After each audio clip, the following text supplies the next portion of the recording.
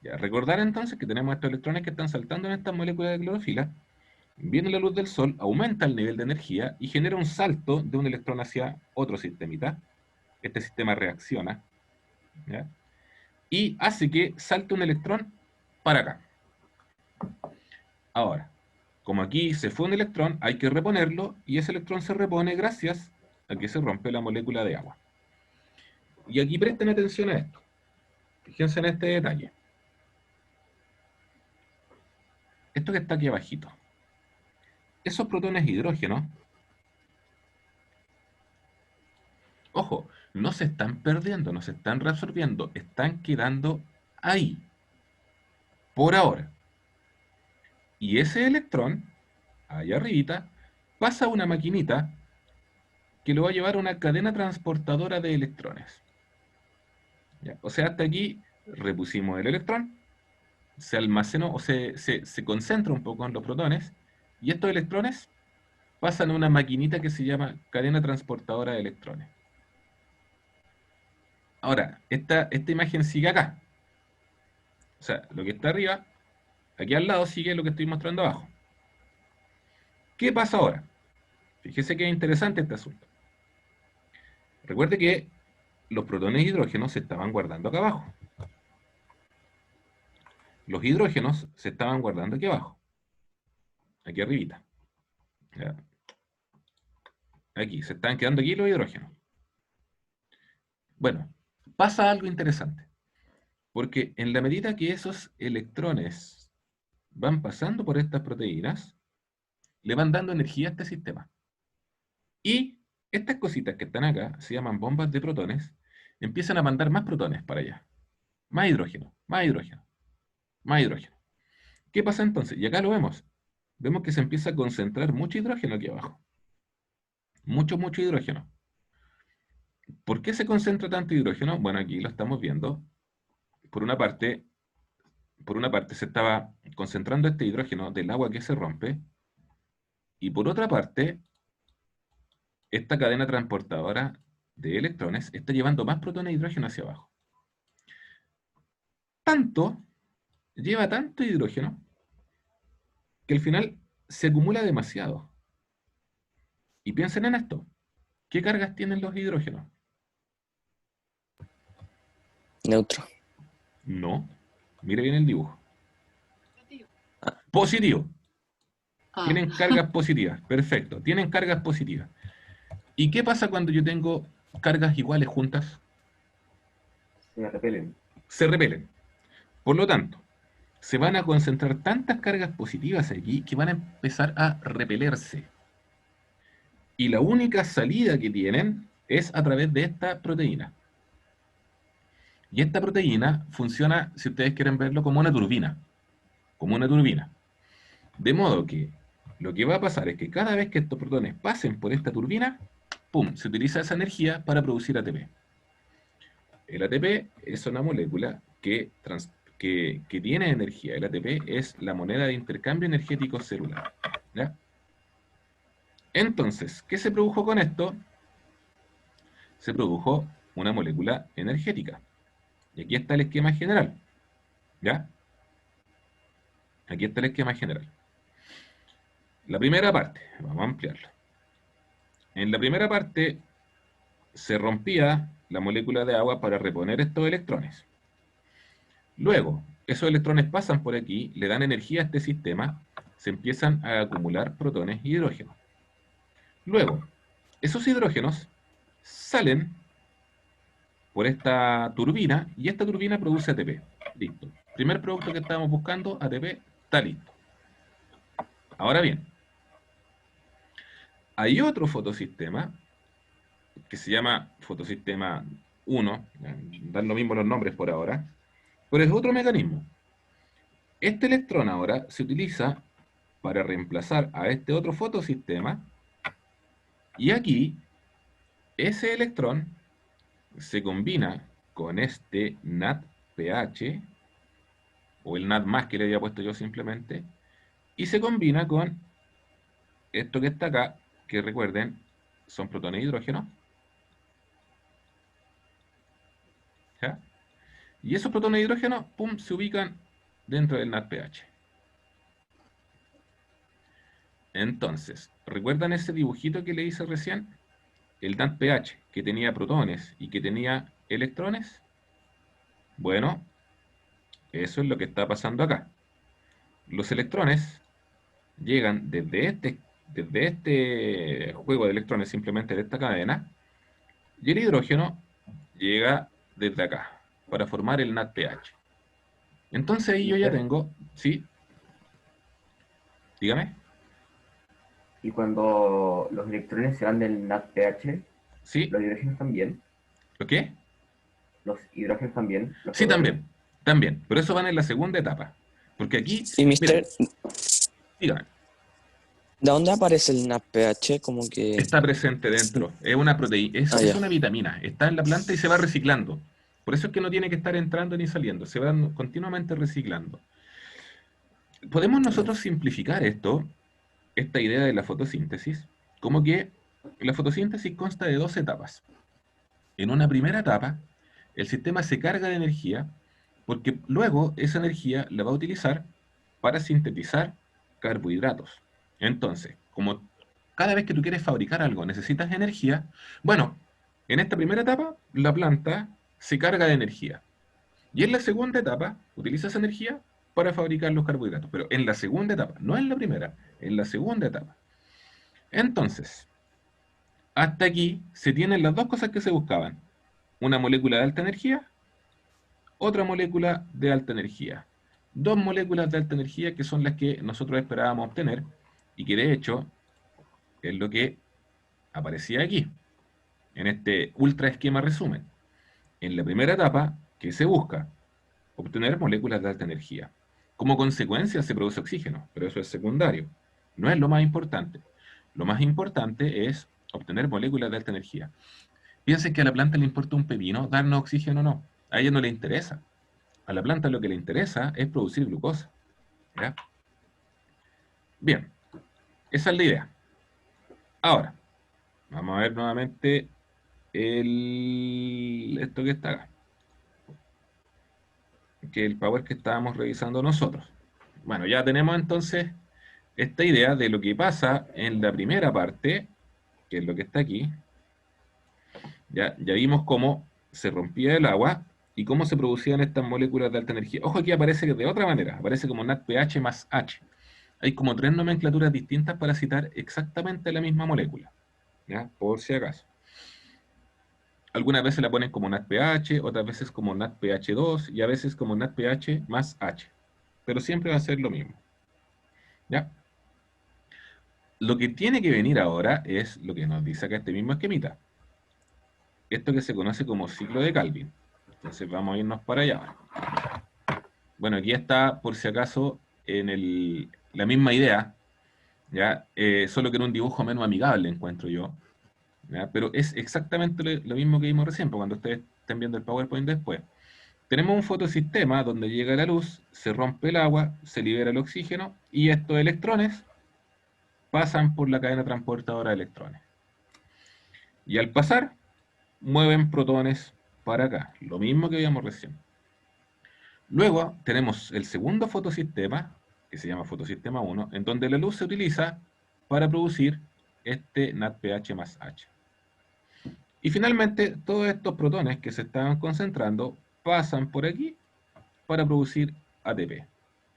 O sea, tengo nuevamente los dos productos finales que yo ando buscando, ATP y NADPH más H. O sea, insisto en la idea, es el mismo dibujo, solo que está hecho de una manera distinta, ¿ya? De una manera distinta. Bien, ahora, la segunda etapa es el ciclo de Calvin. ¿Ya? Aquí está el ciclo de Calvin. ¿Ya? Pero voy a ponerlo en el libro. ¿Ya? Aquí está la segunda etapa. Estas moléculas de alta energía se combinan con el dióxido de carbono para producir azúcares. Bueno, aquí ya tenemos una diferencia importante. El ciclo de Calvin ocurre en el relleno. Recuerden, la primera parte, ya la primera parte de las reacciones de la luz, la parte foto, ocurre en la membrana. Todo esto está en la membrana del tilacoides. Todo esto está en la membrana. La segunda parte ocurre en el relleno, que se llama estroma. ¿Ya? Estroma. Quiero ir más arriba, pero está medio lenta. Es que estoy con... Ya. Error mío. Ya, acá está.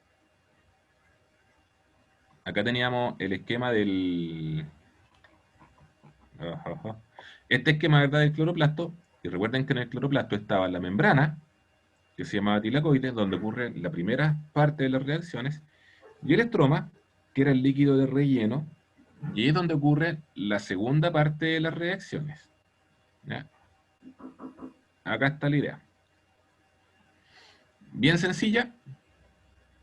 Tenemos el cloroplasto, en su estroma se utilizan estas moléculas de alta energía y se utiliza el dióxido de carbono para que dentro de este ciclo se produzcan azúcares. Esa es la idea. ¿Cómo ocurre? Aquí está la idea. Bueno, ahí se dice 3 etapas, ¿no? Pero para nosotros no nos interesa tanto. Hay una enzima que se llama rubisco, que es capaz de combinarse con el dióxido de carbono. O sea, las plantas, para fijar dióxido de carbono, las plantas para sacar el CO2 del aire, no necesitan luz. ¿Ya? No la necesitan. Lo que sí necesitan son estas moléculas de alta energía que están aquí al lado. Eso sí necesitan las plantas para poder sacar el CO2 del aire. Van a necesitar ATP y van a necesitar NADPH. Esas sí necesitan. Pero si se fijan, no necesitan luz. Entonces, toman el dióxido de carbono y fabrican una molécula orgánica. Olvídense de los nombres. Ya los nombres no nos van a importar. El ciclo es mucho más complejo de lo que aparece acá. ¿Ya? Pero utilizan estas moléculas orgánicas. Y van a ir reciclándose, ¿ya? Y aquí se van a ir necesitando energía, se necesita ATP, se necesita NADPH, ¿ya?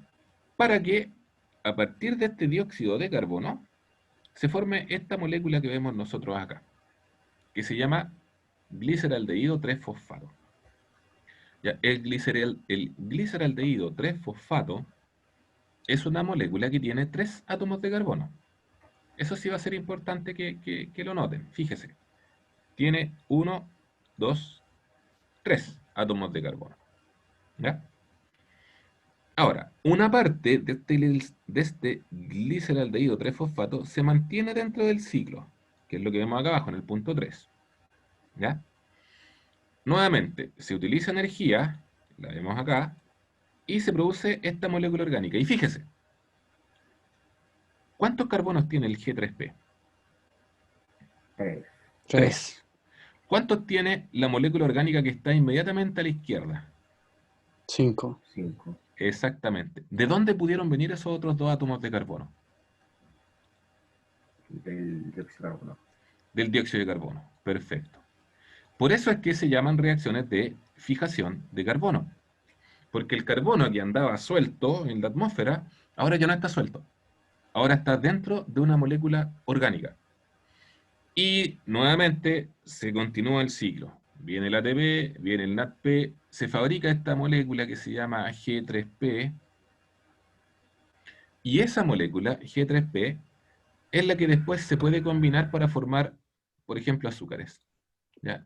Se combina y forma, por ejemplo, glucosa, que es como el esquema clásico o la idea clásica que se tiene de qué es lo que hace finalmente la fotosíntesis. ¿Ya? Y eso es la fotosíntesis, ya no es más compleja que, o sea, sí, la verdad es que es mucho más compleja que eso. Ya, fíjese, aquí está el ciclo de Calvin con un poco más de complejidad. Llegan 6 moléculas de CO2, se forman 12 moléculas de 3-fosfogliceraldehído, que con el ATP, con el NAD van a formar 12 moléculas de gliceraldehído 3-fosfato, que bla, bla, bla. O sea, es mucho más compleja finalmente. ¿Ya? Pero, ¿cuál es el resultado final? Lo que vemos acá. Se producen 2 moléculas de este G3P, que es transformada desde el cloroplasto para fabricar glucosa, fabricar fructosa, fabricar almidón. Después la planta puede fabricar aceites, puede fabricar proteínas, puede fabricar un montón de cosas. Porque las plantas son finalmente los organismos que son capaces de fijar moléculas inorgánicas y darnos moléculas orgánicas. ¿Ya? Bien. No sé si esto funciona. No, no ¿Se funciona. puede volver a la página anterior? ¿Al libro? Sí. Sí. ¿Esa parte? Sí. Ya. Bien. ¿Dudas con esto, muchachos? Entonces, el, el como organelo grande se llama el cloroplasto. Cloroplasto. Sí. Pues dentro está el ticoide Tilacoides. y la coide. Tilacoides, Y, que es la membrana interna del cloroplasto. y las camas elásticas son la clorofila. Claro, las camas elásticas que son la clorofila. Y el relleno del cloroplasto que se llama estroma, con R. Ya, ojo con eso, que en las plantas hay dos cositas. Están los